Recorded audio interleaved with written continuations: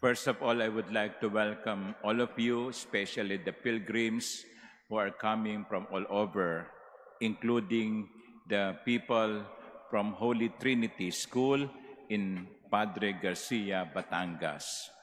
You must have left Batangas early to come here to the Manila Cathedral.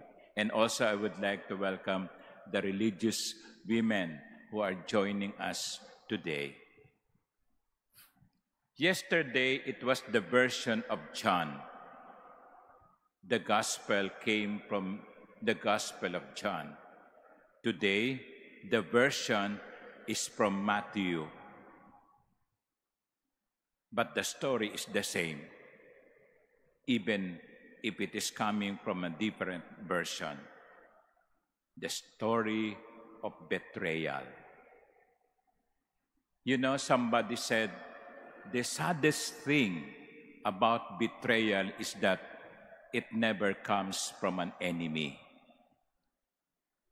Kaya mas masakit sapagkat ang pagtataksil ay nanggaling sa isang kaibigan. Judas was Jesus' friend.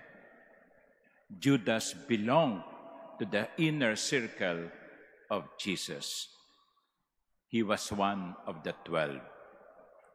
And yet, in spite of the closeness, Judas betrayed him. What was the reason? Why did Judas betray Jesus? Money? Maybe. For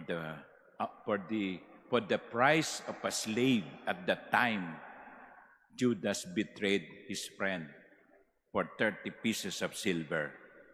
Ganun lang ka-cheap ang tingin ni Judas sa kanyang Panginoon. 30 pirasong pilak, presyo ng isang alipin. Why did Judas betray Jesus? Is it only because of money? Or he also wanted to push Jesus to the edge so that Jesus will act and be the political Messiah that probably Judas expected him to be. Kumbaga sa Tagalog, sinabi natin, tinulak natin sa sulok para mapilitan si Jesus na kumilos. Why did Judas betray Jesus? Was it because Judas did not understand the Lord fully? Hindi niya nakilala si Jesus sa kabila ng marahil 3 taon nilang pagsasama? We will never know because the Gospels did not mention the reason why Judas betrayed Jesus. But here, you will see also why the Lord chose Judas. Did he not know that later on, this person that he would be making as disciple would be a betrayer, a traitor? Di kaya niya alam? Hindi ba siya Diyos? Pero siya din ay totoong tao. Kaya hindi rin niya siguro alam. Kayo ba alam ninyo kung sino sa mga kaibigan ninyo ang magtataksil sa inyo? Pero sa kabila noon, pinili pa rin ni Jesus si Judas sapagkat umaasa siya na si Judas ay gagamitin ang kanyang kalayaang pumili para pumili sa mabuti.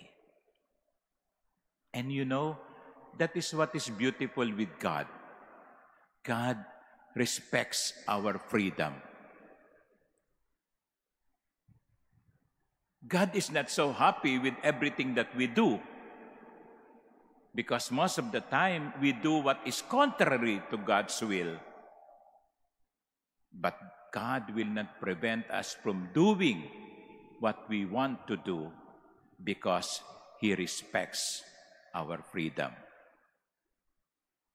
Imagine kung ang Diyos ay lagi tayong binabantayan at pipigilan ang lahat ng ating gagawin. Wag mong gawin yan, wag mong gawin yan, hindi pwede. Ano tayo? Robot, alipin, hindi magawa kung anong gusto. Pero hindi ganun ang Diyos. Iginagalang niya ang ating kalayaang pumili, kahit na ang pagpiling ito ay pagtalikod sa Diyos. That is why, my dear brothers and sisters, today, this morning, I also invite you to have some examination of conscience. Kasi baka may sabihin nyo, kung ako yun, hindi mangyayari sa akin yun. Hindi ko tutularan si Judas. We can never be sure. Because many times, we use our freedom wrongly. Mali ang pagpili natin. Kaya nga, siguro maganda bilang paghahanda natin sa mga dakilang pagdiriwang ng Huwebes Santo, Biyernes Santo at Linggo ng Muling Pagkabuhay, magandang itanong natin sa ating mga sarili, paano ko ginagamit ang kalayaang ibinigay ng Diyos sa akin? Paano ako pumipili? Ano ang batayan ng aking mga desisyon?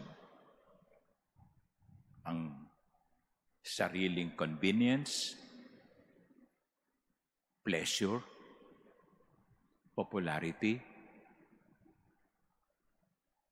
or do we choose based on what God wants us to do? Judas was free, but he chose to use the freedom wrongly.